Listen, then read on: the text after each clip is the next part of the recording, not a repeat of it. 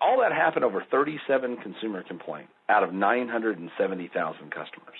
Yeah, that's a small percentage. It's a tiny. Yeah, everyone counts, don't they? Every single customer counts. You got to remember that part. And the stories get exaggerated out. I mean, to the moon of what all happened. This was a county issue. Had nothing to do with the FDA, nothing to do with the FTC. I was in great shape with all those guys. It had to do with my little county that I lived in. But everybody matters. Every single person matters. That was lesson number one. Lesson number two, I learned who my real friends were in life. Who would be there for me through thick and thin and to the end, and who was loyal and who wasn't. That was a great lesson. And number three, I realized right then at that very moment that you got to be 1,000% brutally honest with people all the time. I mean, you really, really do, or you're just gonna go away. It's not going to work. It's especially not going to work anymore. So after all that happened, I lost all my money. I moved to Austin, Texas, and I didn't know, I'd been a big swinger. I mean, I was making millions of dollars a year, and now I'm sitting broke. And I was doing some work. I had some work to do, but it wasn't a lot. And a friend of mine, Mike Dillard, a nice guy, called me up one night, and he said, hello. He's like, because I'm always upbeat, He says, man, you sound like shit. Are you all right? I said, yeah, I'm all right. He said, well, come on, I'm going to go to dinner with you. So we went to dinner. He took me out, and he's fooling with his iPhone. And I said, what are you doing? He says, I'm sending a message out on Twitter that I'm at dinner with Perry Belcher. I said, well, what's a Twitter? This was about a little over a year ago, just a little over a year ago. What's a Twitter? And he said it's a place where you can talk to people. It's like a chat room. It sounds like a time waste. But, the thing is, I never cared about losing all my money. I cared about what people thought of me. That crushed me, that people would think poorly of me or think badly of me. It just killed me. And so I was just really in a bad place, kind of a depressed place, and I just needed to be somewhere where, and I'm making a point with this, I need to be somewhere where most people were positive.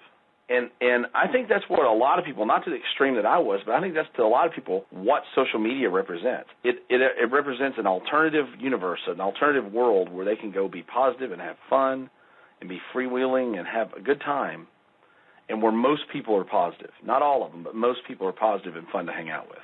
Because I think that's why most people are there. Because most people's real lives kind of suck, or they're boring, or they're whatever, they're depressing.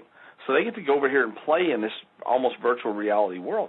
So for me, that's what I did. And I started helping people with their businesses and doing different things. And before I knew it, people were like, man, this guy really is a great help and a great asset and a good friend. And I made new friends, and it was cool. And, then I got to, about 3 months in, I was like, I had 4,000 or 5,000 people follow me. And I was like, wow.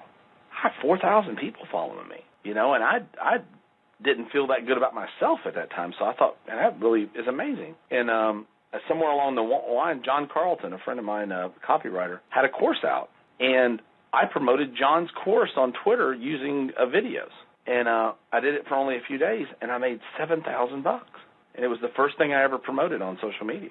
And I was like, man, you know what? This thing may have legs. Yeah. Yeah. And then it wasn't until then that I started keeping a testing diary, which I've kept a testing diary on everything I've ever done. And I've got testing diaries on PPC ads. I got testing diaries on copy, headlines, bullet points, guarantees, scarcity statements, PSs. I mean, I've got reams of testing data. And so I started keeping it. That's just the way that I'm wired. So I started keeping this testing data about Twitter and social media. And I noticed I could put in, text a certain way, and 10 people would click, and I could put the text in another way, and 30 people would click. Or, I figured out the best times of the day to talk and the best times of, all that. And I just tested everything. And the next thing I knew, I had 100,000 people. And I'm about 105,000, 106,000 now. And I've really slowed down in trying to build that anymore. People still find me, and my list still grows, but I don't really do anything anymore to grow it. Wow. Just because, it's difficult enough to manage at 100-something thousand. But yeah. And I was able to put, I've got 4,000 or 5,000 people on my Facebook account. I've got 4,000 or 5,000 people on my Facebook fan page. I've got thousands of people in Facebook groups that I manage. So, over in Facebook, I got another 10,000, 15,000 people. And in all these other little engines, I got 1,000. I had 550,000 people because I use social media to push everything else now. I had 550,000 people view online videos I've done. 550,000. And I've been able to move 58,000 people from social media onto my personal email list in a year, which is pretty remarkable. So I've got one of the Yeah. most powerful lists in the business now. You know, that's kind of what but I feel social media is an escape for most people. And a lot of people aren't out there trying to make money. So, I mean, it's not all a bunch of marketers. A bunch of marketers talk a lot on social media, so it looks like there's more marketers than there really are. That the marketers just happen to never shut up. That's a good point. Yeah, we know how that is, not only the way we use it, but some of the people we follow. We just all want to chat about how cool things are, I guess. Yeah. Well, now we can see how important you think social media is. And now there's a lot of things to do. What would you say the internet marketer should get started with? What's not a fad? What is a fad? Is there a fad? What should they start with? Well, honestly, I don't think they should worry about any of that.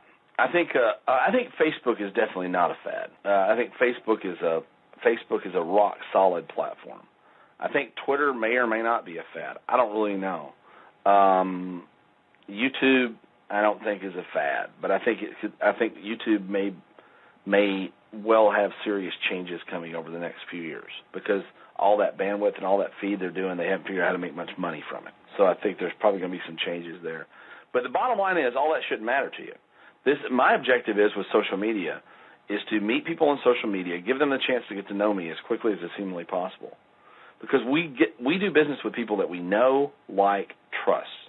Again, people we know, like, and trust, period.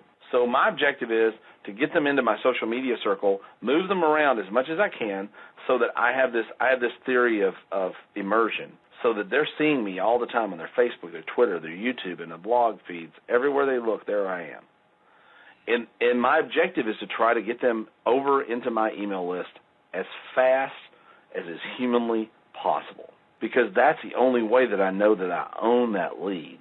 I own that relationship then. Because Twitter can shut you down in 10 seconds if they so get a hair up their butt. So can Facebook. So can any of them. So if you're building your big social media list and your platform at any of these places to market to them and you're not trying to get them over into your email list, you're nuts. I mean, you're just building a house on sand. It's probably not going to work out for you because the odds of you stepping on a banana peel somewhere, or, I mean, it may not be you at all. It may just be a policy change. It could be that Google decides to buy Twitter and shut it down. I mean, it could happen. Yeah. So scary and very possible. Yeah, who knows? So what you need to do is make hay while the sun shines. As my grandfather used to say, you got to make hay while the sun shines. You got to get it. You got to get out there and hustle right now because there's a land grab for people. But I'll tell you. And I was going to say that puts the whole fad thing in a completely different perspective. It wouldn't matter if something's a fad or not if you write it while it is a fad. I mean, it doesn't matter. Just use it while you can. Well, I mean, technically, I guess everything's kind of a fad. We all thought we all thought AOL was the greatest thing since sliced bread when we got online. Man, if I could just conquer AOL. Well, hell, nobody even knows who they are. They're gone. Practically, Yahoo's on its, last leg, which may have got some breath of air from Microsoft. But a lot of the sites and properties that I started working with when I came into the business, they don't even exist anymore. They're not even there. Yeah. But I got people out of them that are still on my list. That's the thing. If you can go to, I view Twitter, Facebook, YouTube all as parties. My whole objective is to go to as many parties as I can, invite people over to my house, and hopefully they'll get onto my list.